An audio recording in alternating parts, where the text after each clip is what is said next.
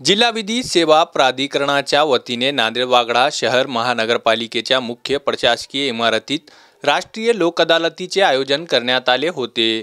या लोक अदालतीला नागरिकांचा उत्स्फूर्त प्रतिसाद मिळाला असून महापालिकेने 300 मालमत्ता धारकांकडून तब्बल 5,72,00,000 रुपयांचा प्रलंबित कर वसूल केला।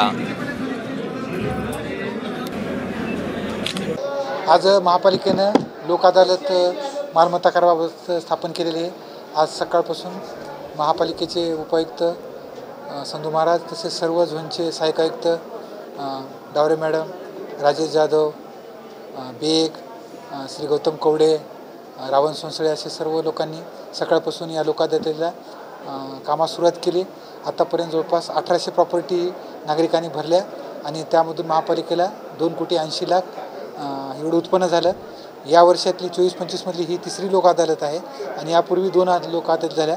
या 2 लोक अदालतीमधून महापालिकेला चांगलं उत्पन्न मिळालेलं आहे।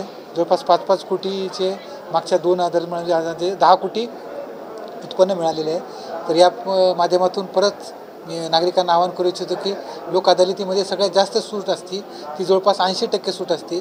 म्हणजे त्या लोकांना 80% म्हणजे जवळपास यापूर्वी 100% सूट असायची। म्हणजे तुमचे पैसे जरी तेवढे असले तरी तुम्ही आज जरी भरत असला 5 वर्षापूर्वीचा असेल 10 वर्षापूर्वीचा जरी असेल तरी तुम्हाला 10 वर्षापूर्वी 5 वर्षापूर्वी जी टॅक्स होता तोच तुम्हाला आज भरायचा आहे। याचं नागरिकांनी गांभीर्य घेऊन ज्यांच्याकडे प्रॉपर्टी टॅक्स आहे त्यांनी त्वरित महापालिकेला सहकार्य करून या लोक अदालतीचा फायदा घ्यावा असं मी आवाहन करतो।